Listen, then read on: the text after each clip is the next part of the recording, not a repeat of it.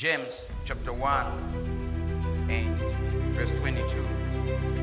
Now verse 22 says, "But be ye doers of the word, and not hearers only, deceiving your own selves. For if any be a hearer of the word, and not a doer, is like unto a man beholding his natural face in a glass. For he beholdeth himself, and goeth his way, and straightway forgetteth what manner of man he was." And verse 25, it says, "But whoso looketh into the perfect law of liberty, and continueth therein, he being not a forgetful hearer, but a doer of the work, this man shall be blessed in his deeds."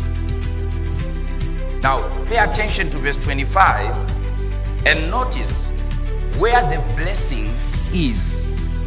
And you notice where God puts the blessing. He introduces two types of men, and from verse 22 to 25, he's telling us about two characters in the house of God. Number one is the hearer, like we began to learn on Wednesday. There is the hearer. Who is the hearer? The hearer is that Christian that hears to hear.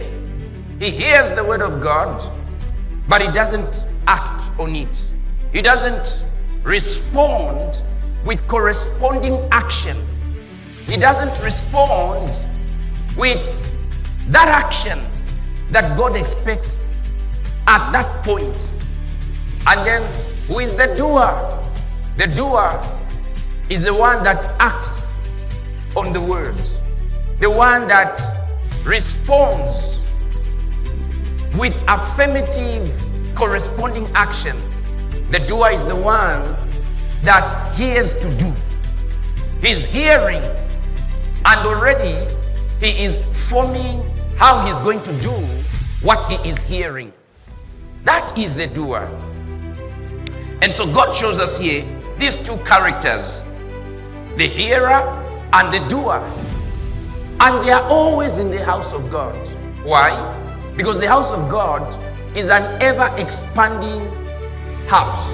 So we always have the fathers, we have the children, we have the young men.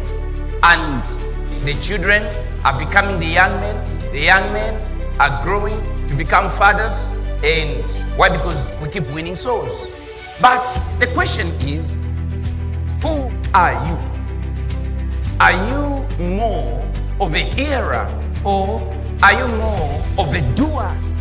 Because when you look at verse 25, you notice where the blessing is. The blessing, like you can see in verse 25, is on the doer.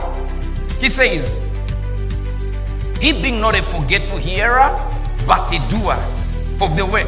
This man," which man? The doer man. He says, "This man shall be blessed in his deeds," in his doing.